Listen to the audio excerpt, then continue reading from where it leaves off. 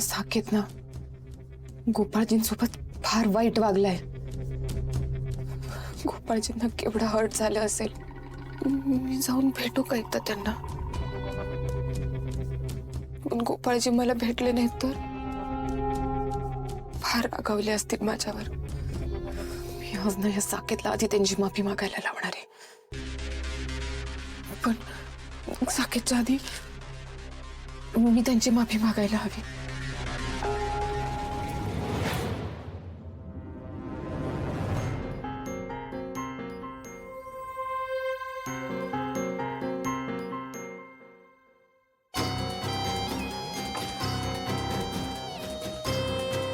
गोपाळजी, तुम्ही आत या ना, प्लीज आत या.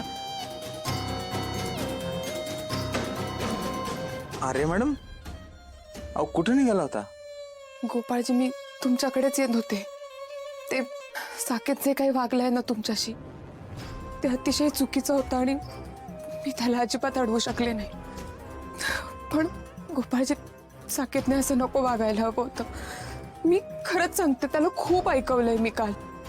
मला आता खरंच कळत नाहीये की तुमचा जो अपमान झालाय तो मी कसा भरून काढू. मी खरंच साकेतच्या वतीने माफी मागते तुमची. अहो प्लीज मला माफ करा गोपाळजी. आर्या मॅडम, तुम्ही का स्वतःला त्रास करून घेत आहे? तुम्ही नका असं स्वतःला त्रास करून घेऊ. अहो साकेजींच्या डोक्यात राग आहे म्हणून ते आता असं वागताय. जे झालंय गेलं द्या सोडून, नका त्याला धरून बसू. कशाला स्वतःला त्रास करून घेताय? एकतर तुमची तब्येत बरी नाहीये. हो गोपाळजी, मी आता बरी आहे.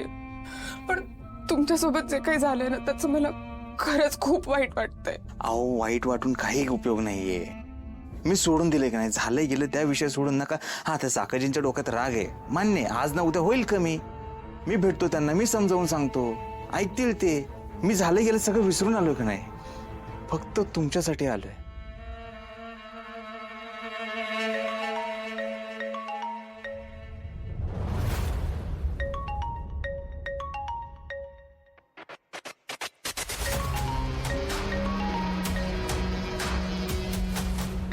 अरे मॅडम, साकेजींचा फोन आहे ना, घ्या.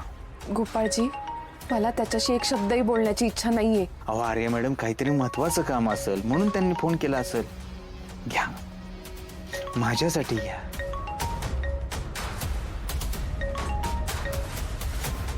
बोल. ठीक आहे.